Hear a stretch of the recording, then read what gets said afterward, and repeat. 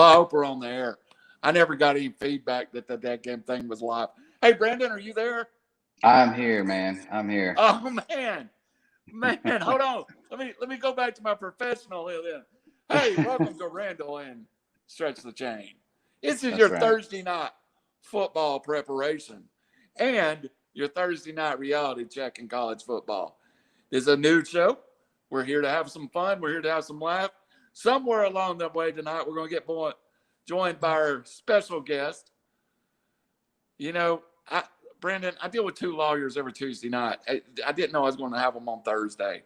Robbie Davis. Well, go ahead. Go ahead. No, I was just saying. No, it's a handful you got there for sure, and we just wanted to kind of continue a little bit of what happened on Tuesday. So there you go. Robbie Davis just says y'all are on YouTube. Yeah. Hey, Robbie, how you like my camo? Robbie will be joining us here in a few minutes. And I don't know how we're getting replies from YouTube, but it works for me right now. Yeah, I can see also, this, Brandon, we're going to go for an hour. We're leading right up to about halfway through the hour. We'll get a kickoff on Thursday night football. But you got any thoughts on tonight's game? It really wasn't anything we're going to talk about, but it's a stinker, kind of. Kind of. To be honest, I like the over. I think it was at 40 and a half. I see Washington's defense here just kind of putting their foot down a little bit. And I see a lot of kind of dump pass from Heineke on Washington side. So I think they can still reach that over 40 and a half, but who knows? It's the NFL. You know, this could be a 10 to 3 game. You know, I took DraftKings. I spent it 2 different ways. I played the Washington defense too as my captain, and then backed it up with Antonio Gibson, and then I threw a couple of Giants in there because Daniel Jones. One thing about it, he'll get it done with his legs. I think it's something like a 20 to. I think I'm having a hard time putting the Giants on more than 2 touchdowns. So really it depends on what Washington does, whether they hit the over or not.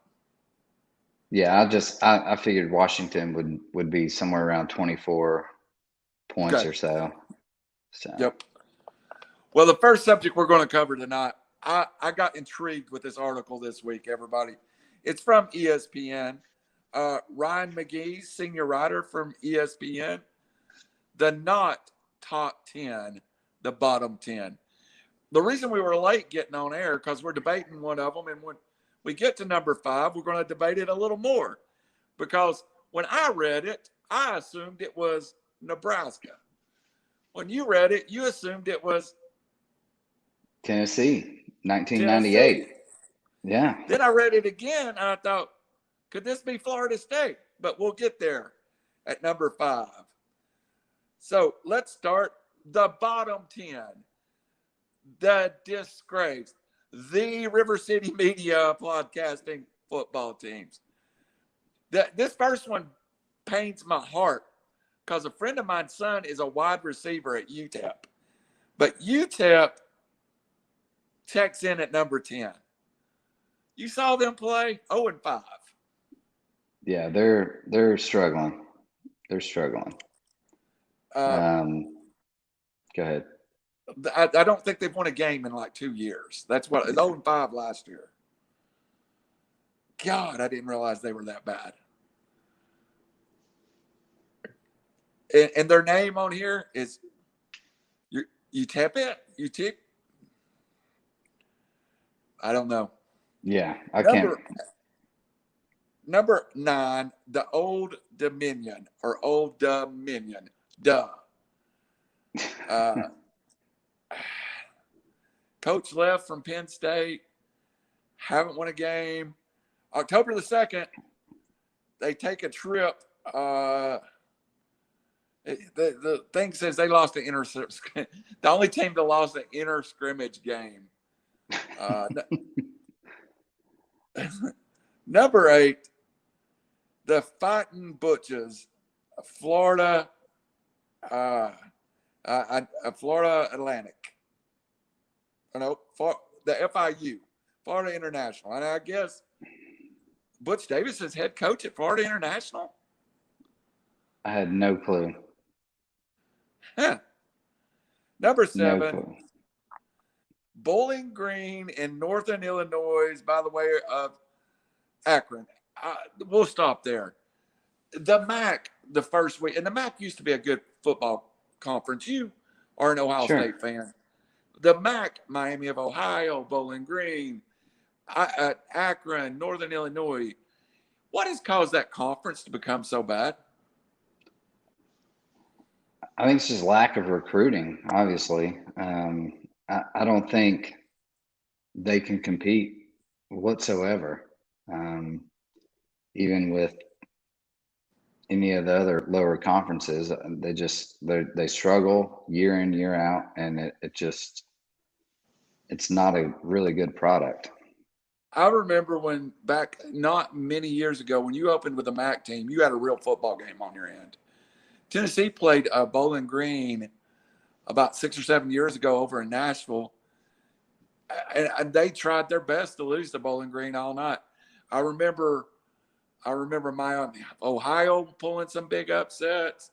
It always seemed like Northern Illinois was sniffing around the top 25. That conference has went really far down. And it's interesting, Brandon. I was thinking about this one, and I wanted your opinion on it. Do you think it's because kids now that it's become more popular? If you're not going to play that high 1A football like the Alabama or the Southern Cal or Tennessee or Ohio State or even Minnesota, it's more fun to maybe go 1AA and play somewhere that's like a power, like Richmond or something like that. If you were being recruited, would you rather be 2-10 at a 1A school or at a powered 1AA school? That's always the question, right?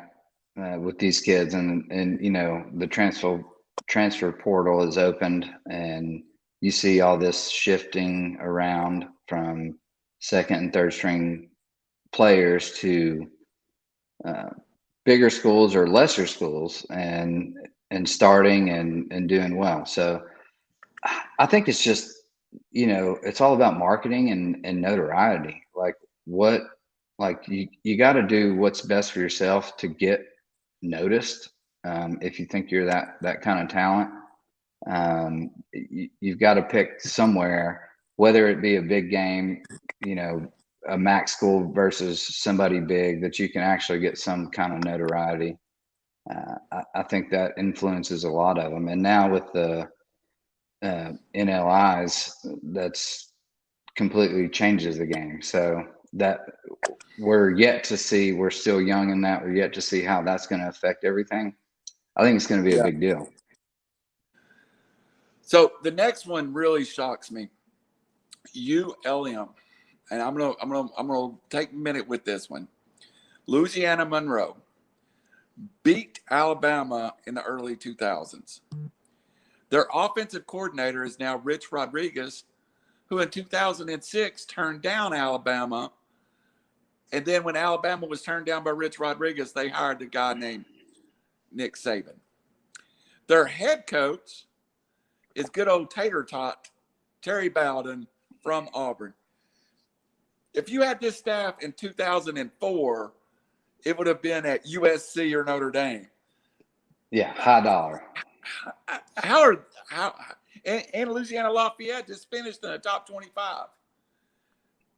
This is not only the school's bad, but these coaches fell off the face of the earth.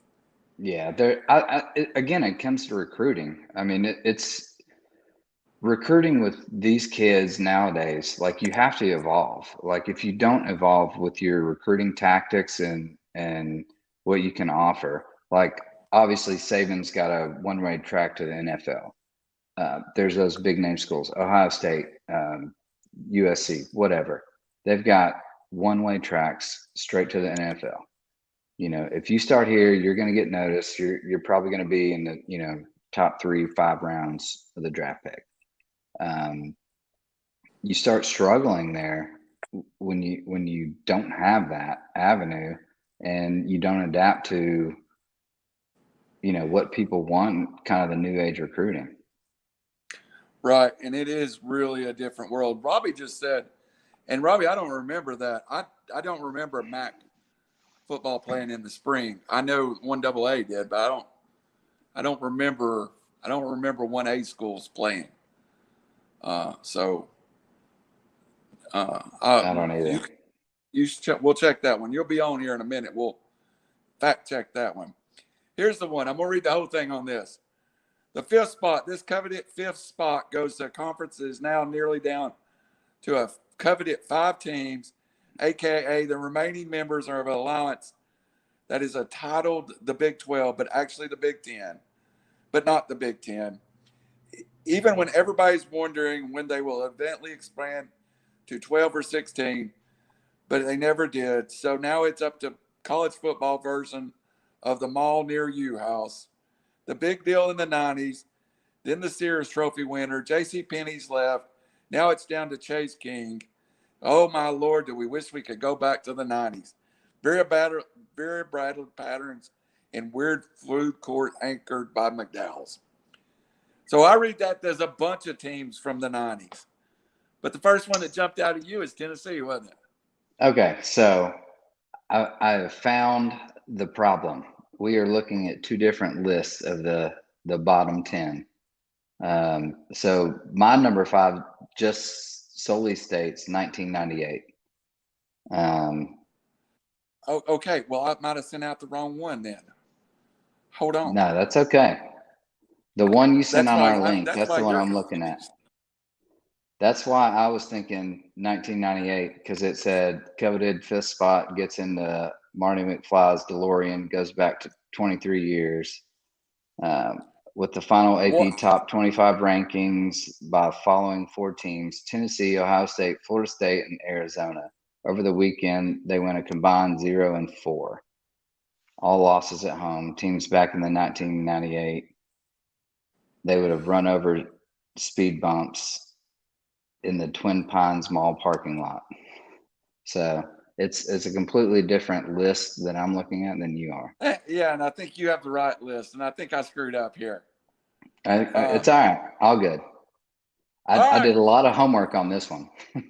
So that's why I thought 1998 was Tennessee. You do. Number 10 on this list. I got it now. I had 2 bookmarked.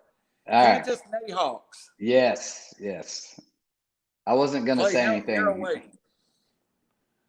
ULM was on both lists, so we can go through that one. Not State. Mm-hmm. Well, that goes back to the MAC.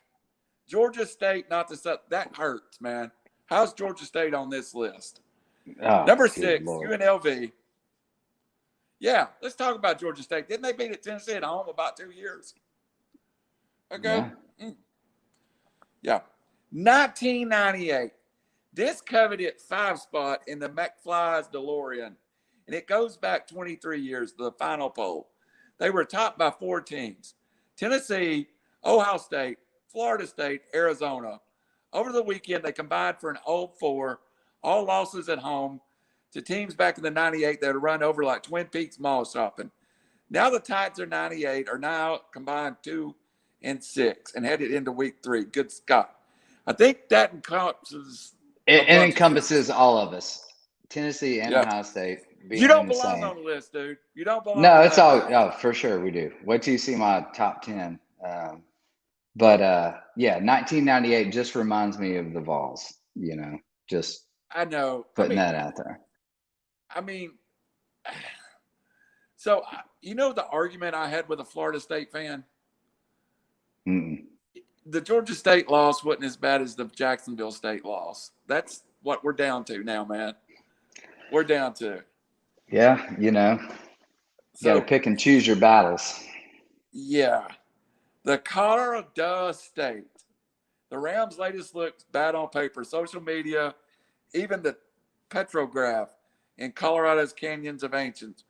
Falling at home to 6th-ranked Vandy. 6th-ranked in the bottom 10 on a last-second field goal gave Commodores their first win in a dozen games. if you lose to Vandy, you suck. Yeah. Yeah. No, it's brutal out there. Yeah, and I do like the you can't instead of UConn. They're at number 1. Oh yeah, yeah. On paper, number 3 is a UMass. On paper, the Minutemen looked like they gave Boston College a fight, losing 45-28, covering up a 39-point spread. On paper, we're looking at, yeah, you lost by 27 to Boston College, and that's your best game. Mm-hmm. Number 2, acrimonious. Again, the MAC's just bad. And number 1, you can't. When Colorado went to 1A football, I assumed that was going to be a good program. I mean, Colorado basketball. For sure. I mean, UConn basketball. Yeah. All right. So let's hear the ones you've got. I've got a couple myself. Even though Vandy got a win, I still got them on my list. So all right.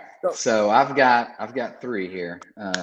First one up, I've got not Alabama, just State versus Auburn, 62-0 blowout. That was just atrocious. Nothing more I can say about that one. That was horrible. That was just, it wasn't even a game. Then I got Sarah Excuse versus Rutgers. There's no excuse to lose to the Rutgers. They're not a good program. They're in the Big Ten for money. Just can't say much else about that one. And then I've got Idaho State versus Nevada, 49-10 blowout. Again, just pick up your pieces and get on the bus.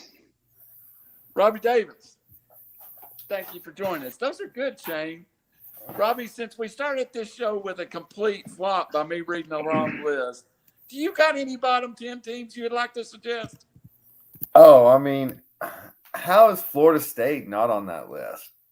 I don't understand. That's what we think number 8 or number 5 is the combined Tennessee, Ohio State, Florida State, and Arizona. Yeah. Okay, I got you. I got you. That was the top. But no, as bad as those other performances were, Florida State, they stood alone. They need to be on there by themselves. That was such a bad loss. Totally agree.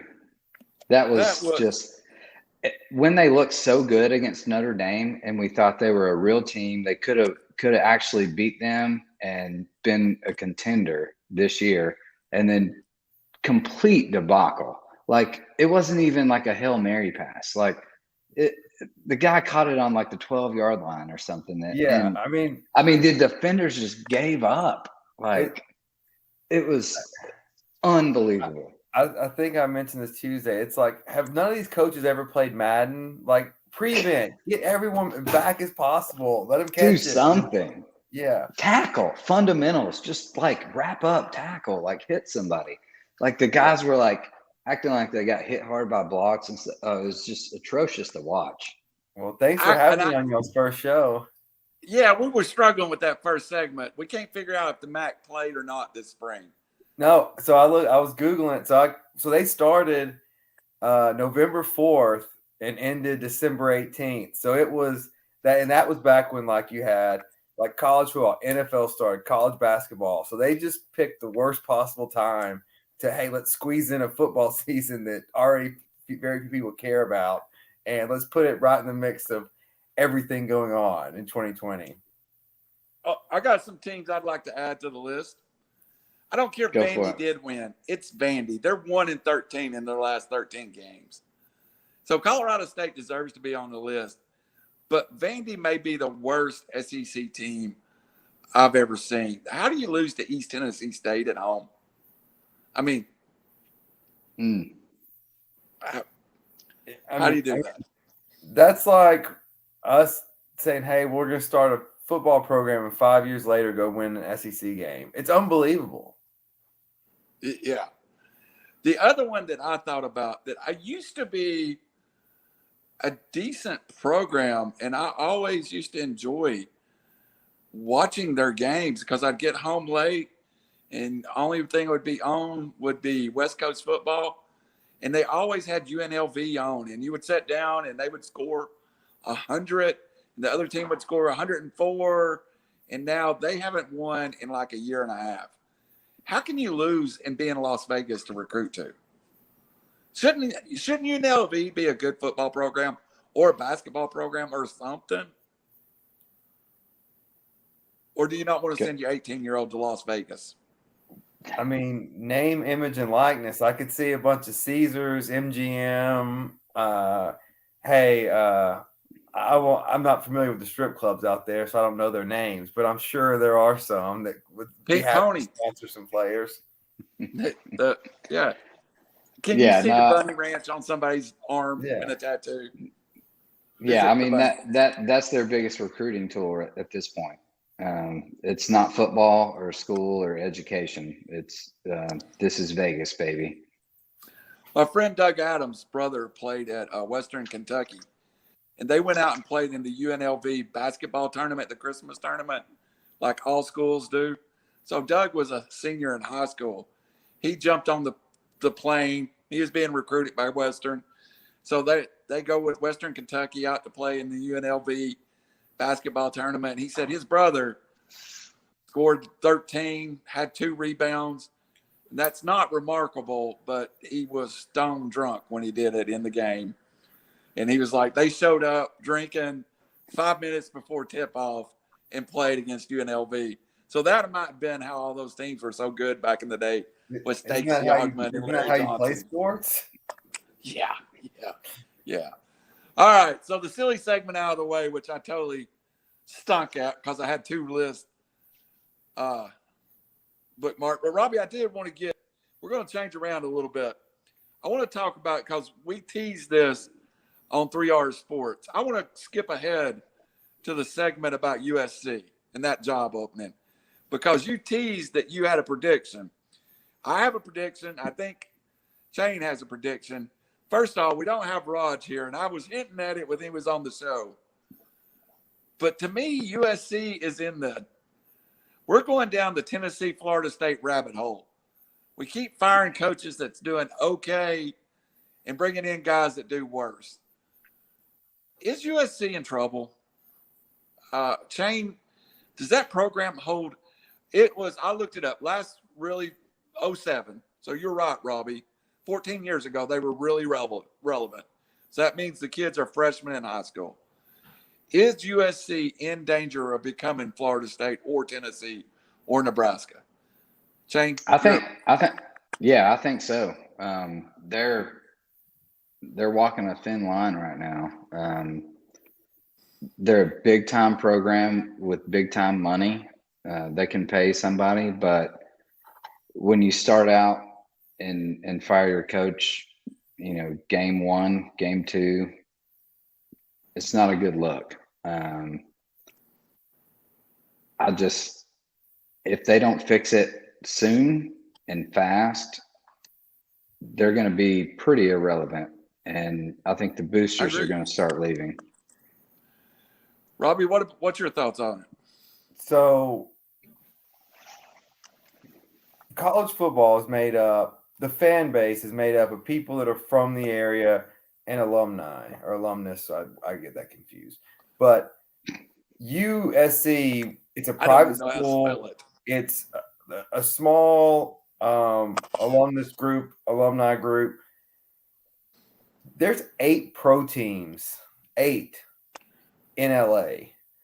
That's a lot of competition for eyeballs, for fans. If you're a celebrity, unless they're in the championship game, you're not going to a USC game. You're going to Lakers, Rams, Chargers, Clippers now even have passed USC. Like, it's a big market, but you are a small fish now in that big market. And if you don't bring entertainment, you see, I mean, the Coliseum and the Rose Bowl, they're both empty. And so I think, it's not going to have to be a big name. It's going to have to be a personality, not a Nick Saban personality, but like a Bruce Pearl personality or like a PJ Fleck personality that the rah, let's get out. I'll do the hard grassroots fan base building kind of mentality to get this program back. Because I mean, even Nebraska, you look at, they're the only game in town. Knoxville, Tennessee's the only game in town. Tallahassee, Florida State's the only game. At least they have that going for them. That if they build it, people will come. USC, you can build it and people still may not come. One thing about USC, and I did look it up, they have a $1 billion private endowment, which is huge. Then I looked up Texas has $31 billion.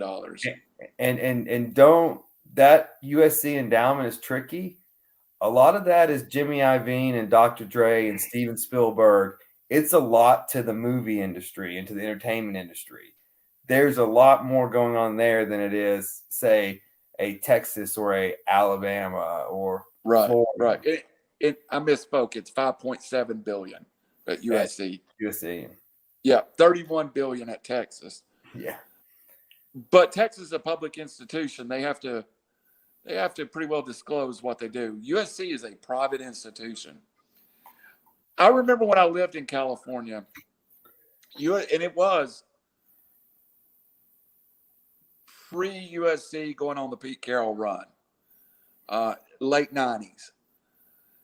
And I've always said I'm a UCLA fan, but USC then was the number one college team in town. But it wasn't until Pete Carroll got there it got really energized. I think everybody wants to assume it's Luke Fickell. I think James Franklin would walk buck naked from College Station to LA to get that job. That just seems like James Franklin would kill for that job. And he does have a big personality that I think is a problem in College Station. Dan Patrick said that's what his sources were telling him this morning. Really? That there's mutual interest in those two. I really think, I keep saying College Station, State College, but I just never have thought that was a good fit with him at Penn State. So I think it's a great job, and I think the right coach would win huge there. So I do agree with Raj on that. And I don't think it's Urban Meyer. So I'm still going to stick with James Franklin is the guy for the job.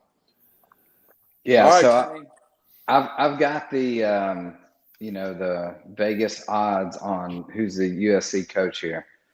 I agree. The top two candidates right now are Franklin and Fickell at plus 450. I like Fickell over Franklin. I think Franklin is more of a personality,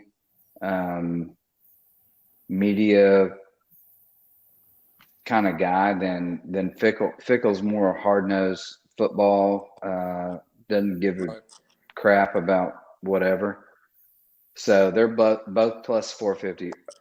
They slid in Urban Meyer at plus 500. No chance. That's what he said.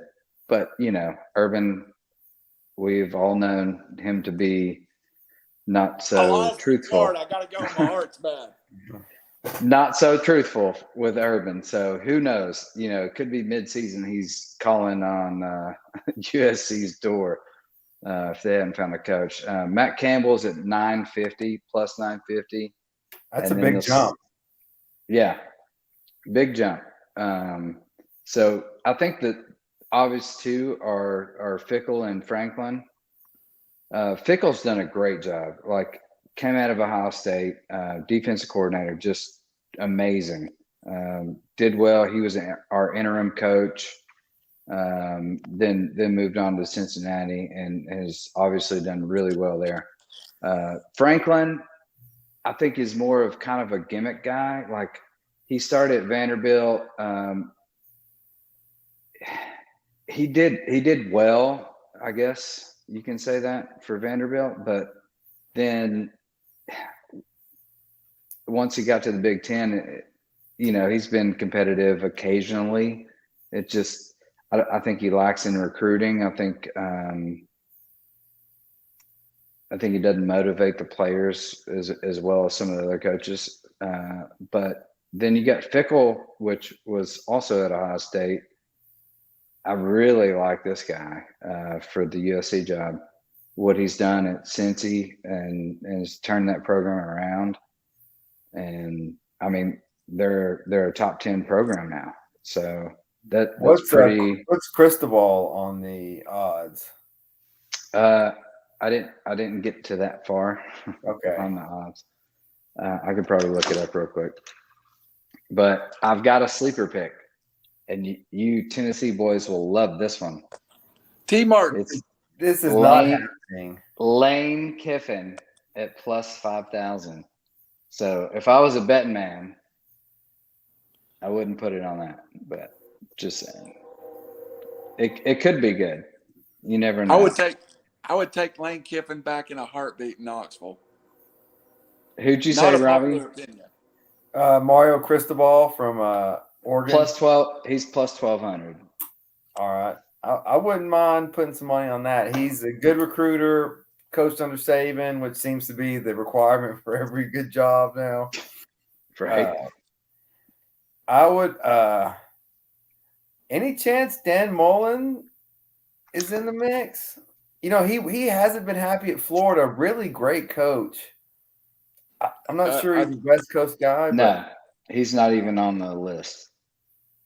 We got Bob Stoops. So Stoops is interesting. I'd forgotten. We got even Pete Carroll is on the list here. I'd forgotten that Bob Stoops came back to coach the XFL before it. And then, he may have the niche. Bob Stoops would be a slam dunk hire. I think Mark Stoops would be a slam dunk hire also. Yeah. But to go, Randall, to go to your point about the fan base in Southern California, I like you, lived in Southern California, lived there for 5 years.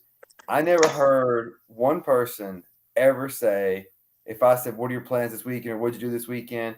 I never heard one person say, I went up to the SC game. It just never happened. Like no one ever, and it's 2 hours away. No one ever went. Yeah. Don't want to waste your Saturday on that. Yeah. It's a shame. All right. Running late here. Anybody got Robbie? Did you make your pick? I think the athletic director that hired Fickle is going to be too much. I think he's going to go to what's comfortable with him. It was a great hire at Cincinnati.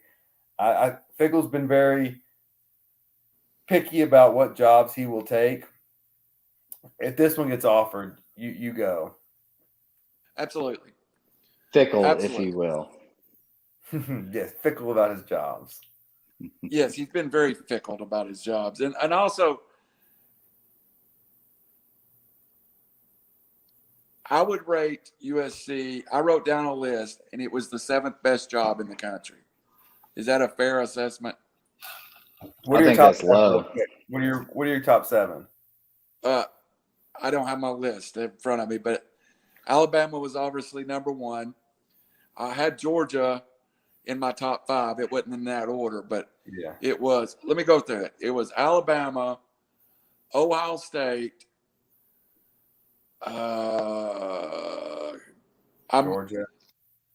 Georgia and Michigan were both in their top 5, and the other top 5 school was Clemson, and then Notre Dame. Well, Notre Dame was in my top 5, so it would have been Alabama, Georgia, Clemson, Ohio State, Michigan, and Notre Dame. Better jobs. No Texas? I probably left Texas out. That's probably right. Texas, LSU. I think is LSU or Georgia the better job? That was my debate.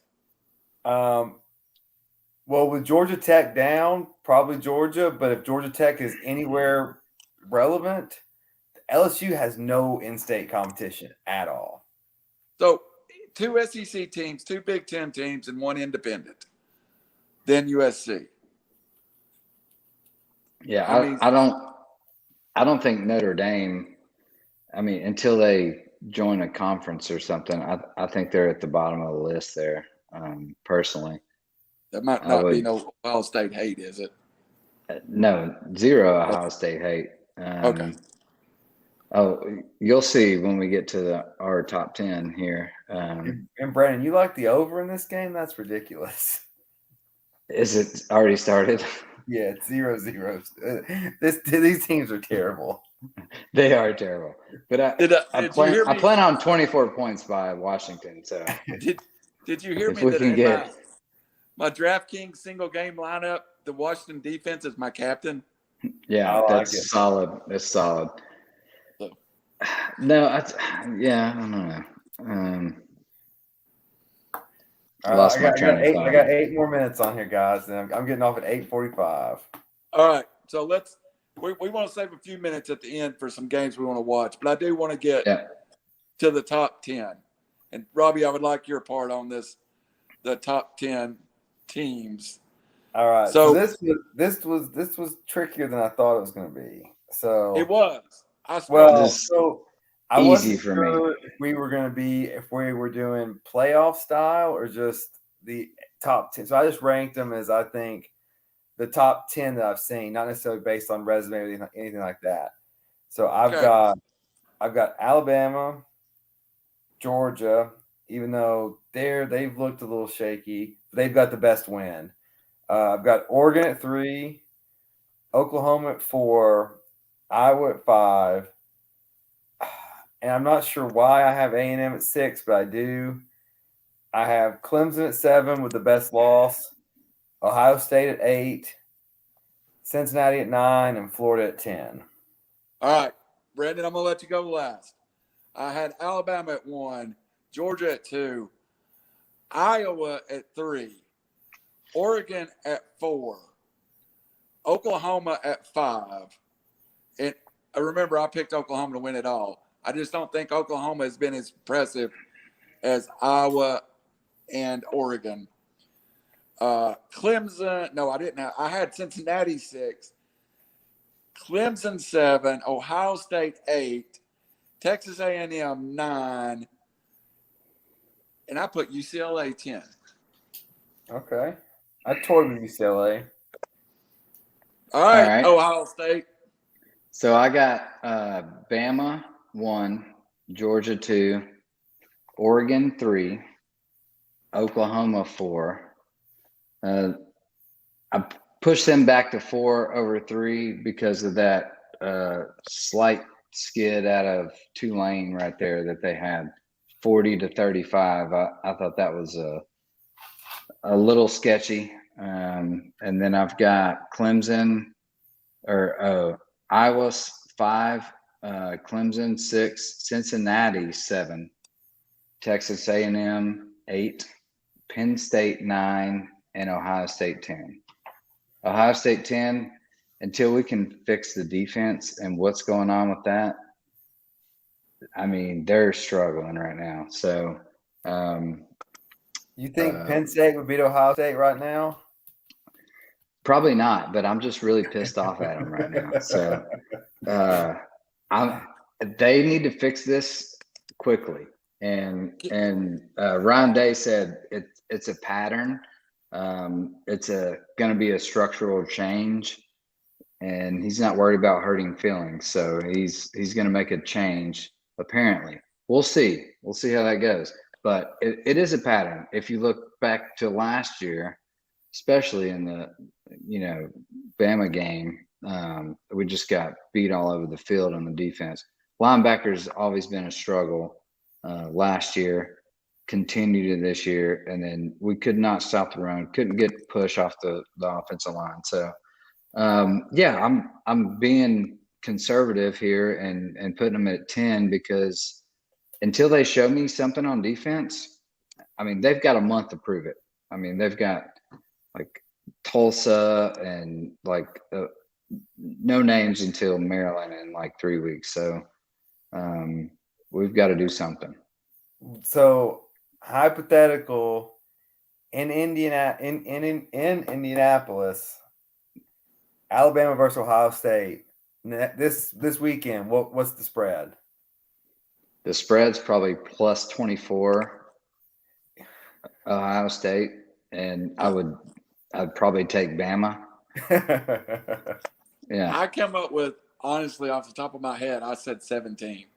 I was thinking that's 14 to 17 range myself.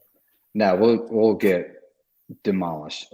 So Look, we've got a bunch of freshmen starting, as you know, a lot of other programs. The problem, we got outcoached, we got outplayed.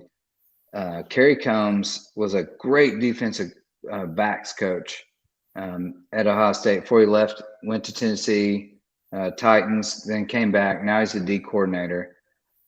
I'm not sure he's the D coordinator. I think we've there's had a lot of those at Tennessee. Yeah, I think there's some homeboy things going on there, and maybe hopefully Rondé realized, he said there structural change. Hopefully that includes something in the ranks, not necessarily personnel. So yet to be determined. But right now, if we don't fix that defense, we're not even a top 10 team. Does Ohio State? There's two questions. I'm going to ask you two questions. Go around the horn. At the end of the year, Clemson or Ohio State are 11-1. I think it's Clemson. Ohio State. Robbie?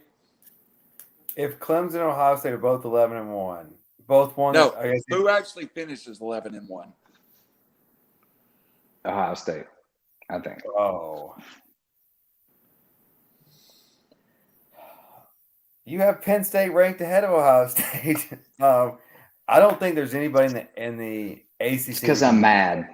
I don't think anybody in the ACC can beat Clemson. I think they'll finish 11-1, but they're not. I don't see how they make the playoffs. There's no resume. I don't either. If we win the Big Ten championship, we can slide in.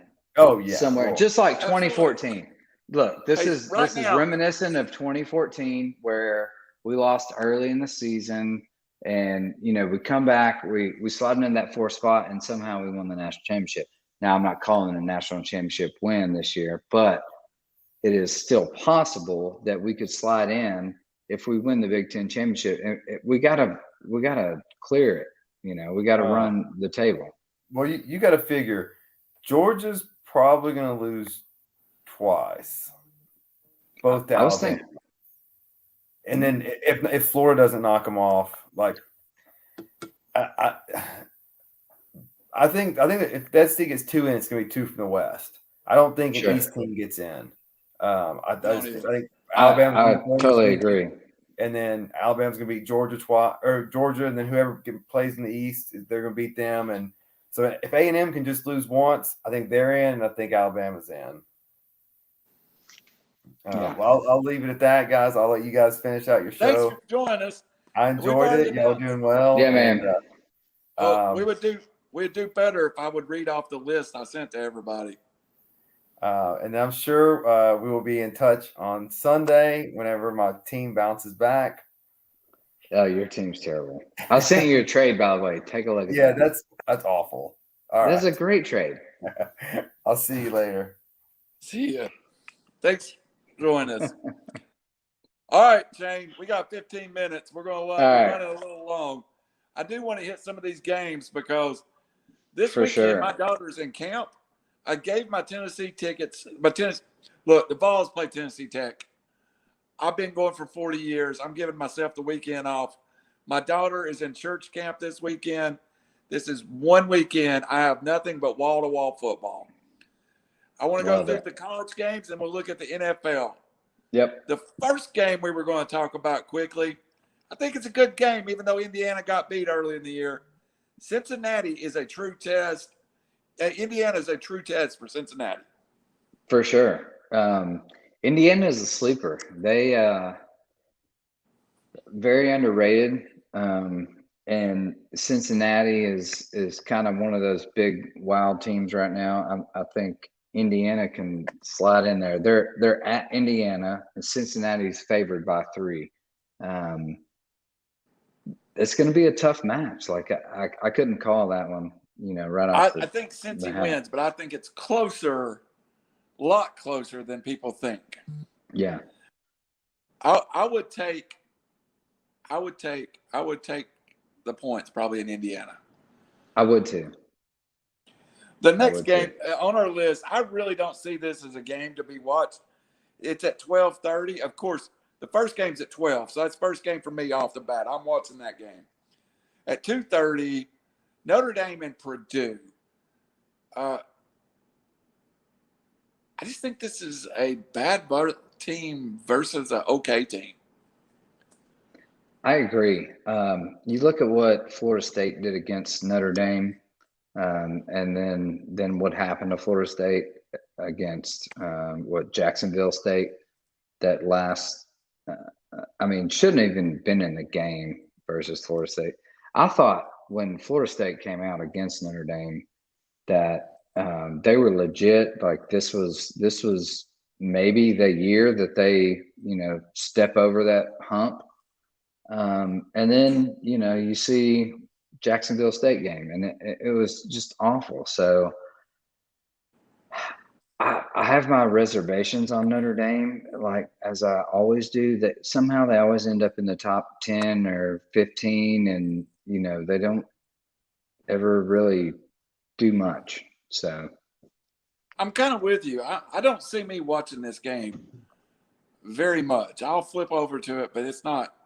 I think I stay with Cincinnati, Indiana, as long as it's a close game.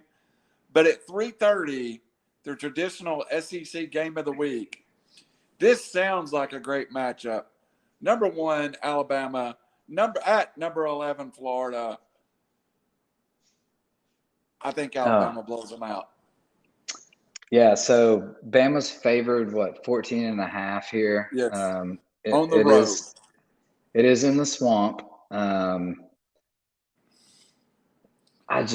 don't see them.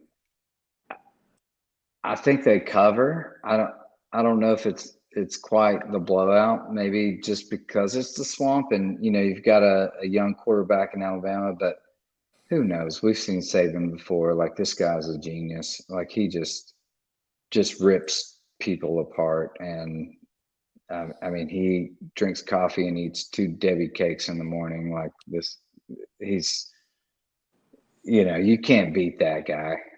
So I'm gonna go ahead and give you the next 2 weeks scenario.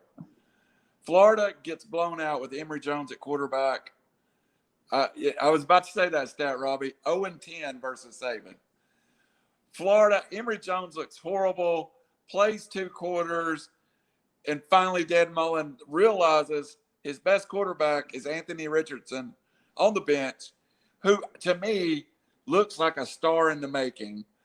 Anthony Richardson came in the second half, plays good, keeps the game, it's a blowout, but scores a couple of times.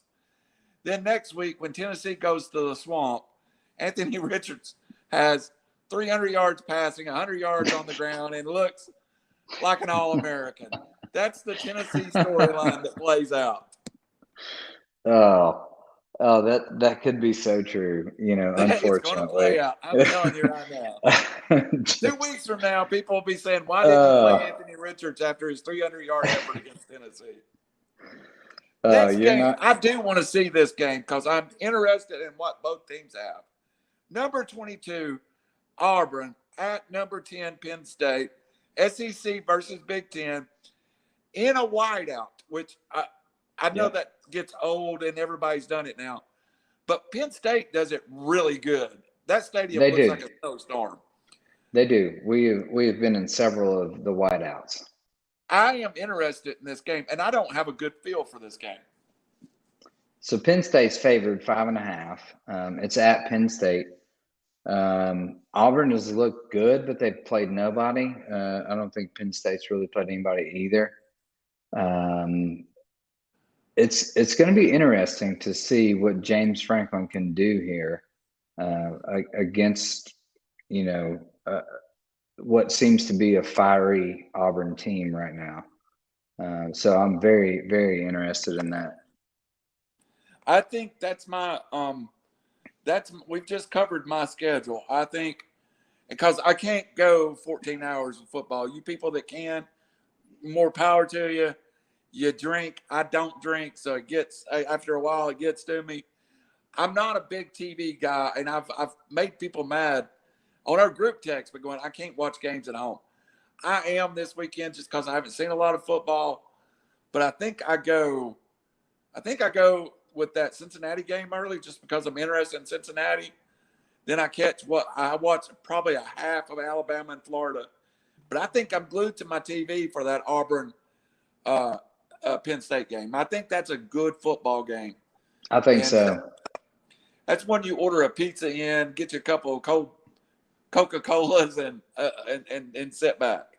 I've got another interesting one, which is Michigan State versus Miami. I think that's going to be a pretty close game. I think Miami's at home, favored by 6, but Michigan State, like I underrated them this year. The games or highlights that I've watched, they look pretty solid on My both boy sides of the ball. Rich from Speakeasy 330 has been talking up Michigan State since game 1. And I've gotten 3 texts about, hey, what do you know about this transfer from Wake Forest? I knew little about him, but Mel Tucker went out, got in the portal, and found some football players. I like Michigan State laying the points. I do too. I do. +6 Michigan State. Like, I feel really good about that for sure. I feel that's probably my bet. By the way, Daniel Jones with a running touchdown, 7-0. 7-0, the Giants lead. Shows you how much of experts we are. It's early. Tennessee is at home at Tennessee Tech. The most exciting thing about that to me is my friend's daughter is a cheerleader at Tennessee Tech, and I'm sure they're super excited. And I know I'm going to run long, but I did something I'm really proud of. Now, I'm not patting myself on the back. I'm going to challenge other people to do this. I did not care that much about this game this weekend. I told you my daughter's at camp. Find somebody that's never been to a big-time college football and turn them on to a ticket. That's a good way to feel good about yourself. Yep. I got a buddy going to Knoxville for the first time. He's super excited. And I need to do that more often. I've let tickets sit on my counter and not gave them away for games when, I'm blessed to have them, just like you are with Titans tickets. And sometimes, if it's a game you don't want, if it's a stinker, find somebody, let them go. Yeah, well, and just getting people involved, like you said, people have never been there, get excited about it. Like, it's such a great atmosphere, just football in general, whether it be college, NFL. Go and watch the games, be there live, see that atmosphere. And, just especially someone new to it, just go to a really good game that you're not a fan of either team and just watch a good football game. I used to do it all the time. I've us being dads now, you don't have the free time, but I used to drive down to Atlanta to watch Georgia Tech play in a big ACC game. No, I would go to the Egg Bowl. Yeah, I mean, Ole Miss, Mississippi State, like in the Grove, like had no care in the world about who wins. Just such a great football game. That's legit, by the way, down there at the Grove. I've been. It is. That is legit. And hey, you single guys, I don't know who has the best looking girls on campus, but Ole Miss is in the contest. I'll put it that way. They're pretty up there. All right, let's run through the NFL real fast. You got time? We're going to run a little long, but it's our first show and I screwed up. Nobody cares. Hey, for the 33 people watching right now, thank you for watching us. This is Brandon Chain. I'm Randall Cunningham. This is Stretch the Chain. It's going to be every Thursday night. It truly is just us talking about the same thing we talked to on text. All right. But just dudes being dudes, talking about dudes football. Being dudes. I'm sure you have a nice bourbon in hand. Well, I'm a little empty, but I'll wait till we close. Okay. What were you drinking tonight, though? I was drinking a Smoke Wagon unfiltered, so it's good stuff. I've heard good. Of course, Monster Energy White. Oh, zero sugar. Zero sugar, man. It's better than coffee in the morning. That's perfect. It is. All right, of course, we got the Johnson Redskins going. Johnson, the football team going now. Right. Starting Washington. Sunday, our boy Raj Meadows, Las Vegas Raiders, and the Pittsburgh Steelers. Steelers. Oh, no. Does that not feel like 1970s right there? It does. It feels old school. Steelers, it's at the Steelers, Pittsburgh, -6 Steelers. I think it's going to be a little tighter than that. But I don't know. Ben, he's getting old, but he actually looked pretty good the first game. He's got a lot. Yeah, big wins, right? And Ben's got a lot of weapons around him. He's just an old school vet. If he can hang in the pocket, I don't know if I necessarily like the points -6, but I think Steelers win. I think Steelers win too, and I think they cover that 6. I think the Raiders coming back off of a short week, West Coast to East Coast travel, that spells trouble to me. A big victory too, so it just spells a catch-off for me. Yeah. The 49ers, who I thought offensively looked great, did not see as much of Trey Lance as I thought, to the Philadelphia Eagles, and I thought the Eagles looked great against the Falcons. As bad as the Falcons and the Titans looked is as good as the Eagles and the Cardinals did look. I'm a toss-up on this game right now, Shane. I know. Is Jay Hurts for real? Like, that's the question right now.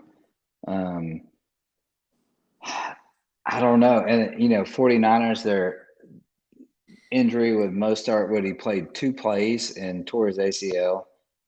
Classic Mostert. But it's I'm perplexed on this one for sure. I'm going to reserve any bets on this for sure because I don't know how good Jalen Hurts is, if that was like a one-off continuation of last year. Your head's exactly where mine is. Yeah, I'm going to take the Niners if I'm going to pick it, but I ain't touching it with a 10-foot pole.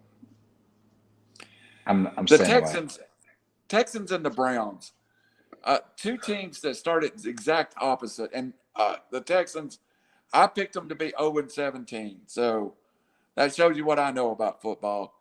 And the Browns, again, against the Chiefs. So, yeah. What's the line on that one?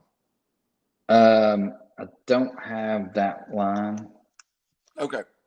If you're just picking a winner, you're taking the Browns. If I'm picking a winner, yeah, it's for sure the Browns. Texans somehow managed to beat Jacksonville last week, which was a fluke to everyone. Trevor Lawrence, would he have 2 or 3 interceptions? So turnovers were a big factor there. It's a rookie quarterback. He, doesn't see the baiting that gets done in the secondary like he did, or lack of in college. So I get that. I think Trevor Lawrence is going to be fine. Moving on. Now, who knows? Robbie said the Falcons fans should never say a team choked. Apropos, hey, at least we've been to a Super Bowl. Yeah. The Browns has not. That's true. That's true. All right. The Jaguars actually host the Broncos. They can't be as bad as they were last week, can they? I don't think so. I think it's Broncos all day, though. I mean, I think Urban and Trevor are still trying to get into their element, or whatever that is. Urban, hell, he might be getting an offer to USC right now, so who knows? There's no chance. What I truly care about in this game as a Tennessee fan is Trevor Lawrence needs to play every snap so he can throw an extra pick or 2. Peyton Manning's rookie record is 29. He threw 3 the first weekend. We're down to 26 more, and that thing's broke. Trevor Lawrence, 27 entered. He breaks 30 interceptions as a rookie. How did Jameis Winston not throw 30 interceptions as a rookie? I don't know, but his previous season was 33 interceptions, 30 touchdowns, or something like that. So our boy Lenny called him the NFL MVP, I think. But look at him now. Like, he's balling out. Like, he is. Didn't even make 150 yards and had 5 touchdowns. Well, speaking of that, we're just rolling into the game straight away. The Saints at the Panthers in a divisional game. Oh, that's a big one. That's a big one for sure. I got Saints on this one. Like, I believe in what they're doing right now. I mean, their defense is solid. Sporadically running the ball, I guess. But it's just been about defense turnovers in the first game. So I look for that to continue and smother the Panthers. The Rams and the Colts, 2 new quarterbacks. Matthew Stafford plays Carson Wentz. It's not even close. Rams all day. I think the Rams are one teams that can compete with the Bucs. Yeah. Stafford is he's like a kid on Christmas morning. Like, this guy he's got so many weapons around him. He is just loving life right now. Like, he can't go wrong. And my twin McVay is going to kill it on the offense. The next game, I think the Bills got to get healthy. The Buffalo Bills to the Miami Dolphins. I really like the Bills at this point. I don't think they lay 2 eggs in a row. Absolutely not. That was a fluke a little bit on the Bills. It's kind of like the Titans kind of get punched in the mouth right out the gate. Just see what you're made of. There's no way they're losing this game. Rookie quarterbacks face each other as the Patriots go to the New York Jets. I think both Mac Jones and Zach Wilson played to the level I thought they would. I think Mac Jones is a little more protected in his position in New England. But I watched a few throws. Zach Wilson looked good. Give me the Patriots to win it, but closer than most people think. No, I totally agree with you. Patriots to win it just because of their schematics with Belichick in the back. When he's at the helm, it's hard to compete. He can take a bunch of free agent signings and turn them into superstars. So absolutely. And the Jets, I believe in Wilson. I think he'll bode well in the NFL, but I don't think it's this game. Bengals at the Bears. I'm going to take the Bears, but I like Joe Burrow, and I don't know if Andy Dalton can get it done. I usually pick better quarterbacks, but I know I'm picking – I just think the Bears are a more complete team at this point. I mean, this is a toss-up for me. I agree. Burrow, obviously, he's starting and has been there. But you saw what they did last week. They're starting to implicate Fields in there. I mean, especially down towards the goal line, like he's making plays. Like, it's not far-fetched. If this game gets out of hand and Fields steps in, I don't see the Bears not coming back and pulling something off here. So, a little advice, my buddies over at the Off the Center card show, I have been buying every Justin Fields card I can get my hands on. I think it's a great situation for him. I think he wins the job soon. I think as long as Andy Dalton holds the job, it holds the value of his cards down. So I've been throwing a few dollar-rooskies out Justin Fields' way. Yeah. I really think that's a smart play. And all right, on to the next game. I made 2 bet your nuts pick, Brandon. And one of them was the Bills. The other one, the Falcons catching 14 against the Bucs. Obviously, the Bucs wins the game, but I took the 14 points in the Falcons. Robbie said I was a loser because I was still – first he asked me if I was still on cocaine, and then he called me a loser. So, who do you like, and are you betting on the game? For which game? Falcons and Bucks. Falcons and Bucks. Oh yeah. So I'm sorry, Randall. It's the Bucks all day. Like, it's the give Bucks. me I agree, but that 14 points, does that not tempt you? no. Give me if they were at 17 or 27, like I would take the Bucks. Like it's gonna be. It's not pretty. It's Tune not in pretty. next week when I'm bragging about cashing that bet. I hope you are, but All right. A game I'm very interested in. It could be a game that I actually watch because I'm not crazy about the 4:30 slate. I take it back. I see the game I watch next. The Vikings and the Cardinals. I think the Cardinals all day at home. 100%. I was there at the Titans game versus the Cardinals. We got punched in the mouth. Those guys looked legit. They looked like a Super Bowl contender team. I mean, just defensive line just dominated. And then Kyler Murray, who is Houdini, his predecessor, obviously, Russell Wilson, just unbelievable play. Like, just it was awesome and embarrassing at the same time. Like, I appreciated how awesome they played and what they did, but I was, rooting for the Titans, obviously. So it's hard to watch.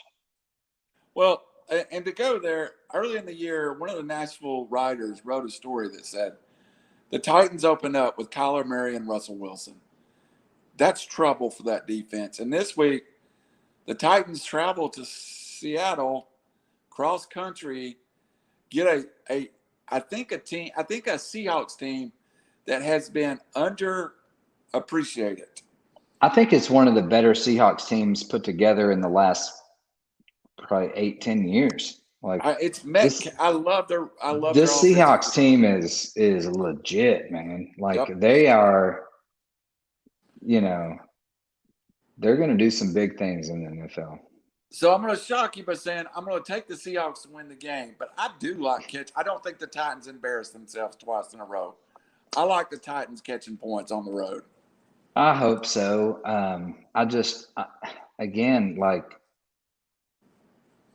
until they prove me wrong, like, I'm not going to do it. Same with Ohio State with, right, their defense. Like, I ranked them at 10 in my AP poll because until they prove me wrong, like, their defense is atrocious. Like,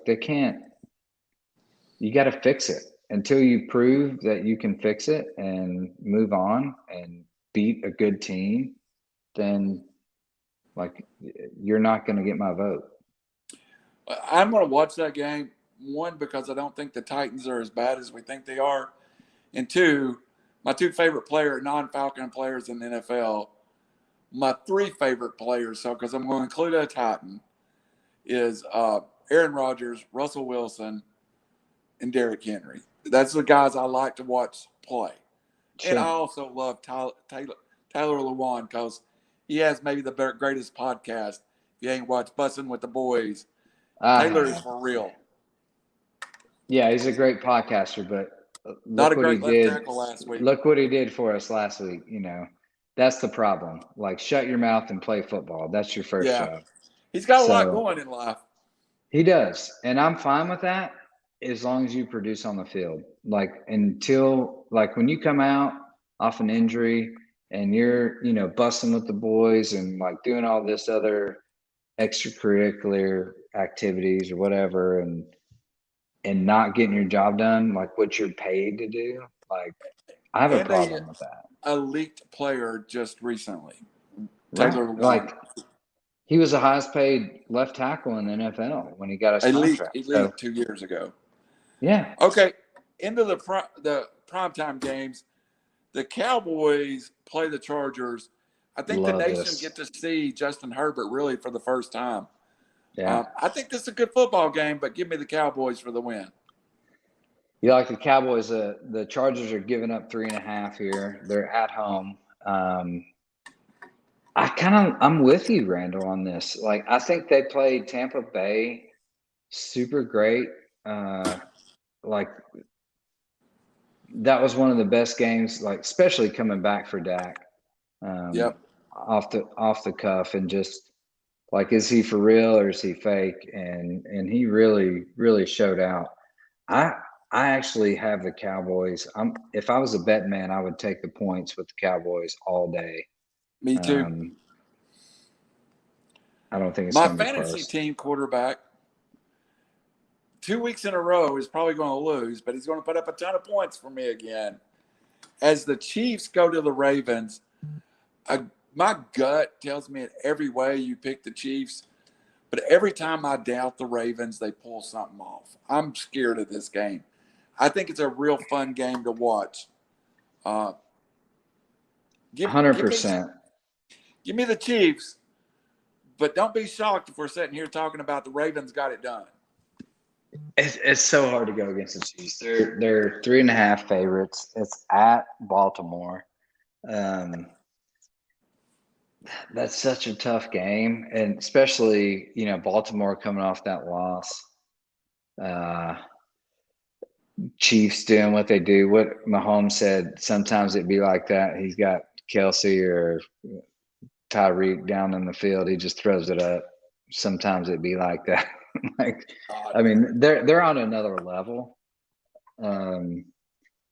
But you got to look at the Baltimore offense. I mean, they're struggling. They're injury prone right now. Well, injury ridden. They got all these targets for Lamar, but the problem was their whole backfield got injured. Yeah. And I really expect I expect this week Latavius Murray takes that job. And I expect Latavius Murray will be the number one back in Baltimore. So yeah, I don't disagree with you, but I think it's still going to be a process, and to come in the middle of this transition and face, former the Chiefs, man, like, you're going to get blown. Like, you're not even going to know what's happening, and you're down 21-0. Like, Chiefs all day. Like, I don't think it's a question. The next game makes me question the NFL scheduler makers, because I know the Packers and Lions in the years before I was born were Thanksgiving Day, right? Yeah, put that on Thanksgiving when I'm laying on the couch, right? Exploded. Packers Lions Monday night. The storyline of this game. I don't know what the prop will be. I figure it'll be somewhere around 300 yards. I am going to absolutely play Aaron Rodgers props. There is no way he lays another egg. And I know he kind of deserved what happened to him in New Orleans or in Jacksonville with New Orleans. I mean, let's face it. Aaron Rodgers, I already said he's my favorite player in the NFL. But he had a bad look this offseason. For sure. Give me the Packers to win and the Packers to get healthy. And all you folks that drafted Devontae Adams and Aaron Rodgers and Aaron Jones, who I think could be in trouble, and all those guys, they get right. Play everybody in your team. Play the Lions. 51-38, something ridiculous. Good game to watch, but, I mean, not on Monday Night Football. I totally agree. I think Rodgers and the Packers bounce back for sure. Rodgers has never laid an egg that big and twice in a row in his career. So I look for him to have a little bit of vengeance here. Maybe not necessarily a high rushing game for Aaron Jones, but I see a lot of deviation or spreading the ball out for the receivers. And I agree. Something high, like 50-something to 30s. So the 1 o'clock games are the 4 o'clock games for the local area are really crowded because generally we don't have the Falcons and the Titans both playing in that 4 o'clock slot. Right. And then I also want to see that Chargers game. I could really see me breaking the pitcher in the pitcher and the four-way split so that I could watch 4 games at 4:30. 1 o'clock, I think I'm pretty vested in this 49ers Eagles game. I really want to see that. Yeah, for sure. I want to see what happens to the 49ers if they can pull it off and if Jalen Hurts is for real. All right, Brendan. We went a little long, but, Man, it's it fun. is what it is. So it's fun. It's fun. And join us every Thursday night. We're going to do this. Brendan and I made up our mind not to be as serious sometimes as other folks. That other show's got 2 lawyers on it. Two.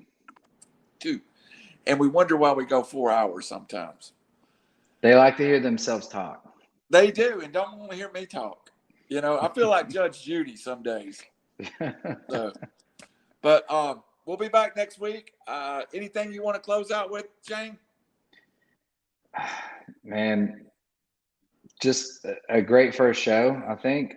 We're setting a precedent. Yeah. I was trying to kind of coddle that and not really let that out until me out for that shit. Call me out. Till it got out of hand. I was like, no, we're not even looking at the same. Yeah. Like maybe I missed 1 or 2, but no, man, it's fun. I'm looking forward to it. New show here. Couldn't be happier to be a part of it. So thank you. So we're going to have our plans are, appreciate you coming too, Shane. Of course, we used to have a Thursday night show. It was more baseball, but, we're just going to bring a rotating cast of our dummy friends in. I think next week we're going to have one of my buds from Off the Record with Randall. Howie's going to drop by. Maybe we'll set up another guest to drop by. I like the guests dropping by. Those fresh opinions. Raj owes us. Roger's supposed to be here, so he owes us an appearance. Of course, he had a 7:20 T-ball game or something. So. Hey, some things take things. Some things are more important. Yeah. But Sunday, Geoff, our buddy Jeff Miller, has a show put together with Philip Dye, who's a radio guy out of Nashville, and his friend Arden Scruggins, where they both cheated at the fantasy draft, where the 2 people drafted 1 team. Next year, I'm bringing Matthew Berry with me.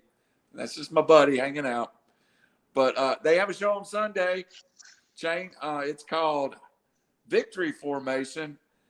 Those guys get real serious about DFS. They throw stuff out that I don't even know. All right. Be interested on that one for sure. So we'll definitely be back next week. And next week, we'll see who pops up. But join us again for Stretch the Chains. And I appreciate everybody. And good night. God bless. See you down the road.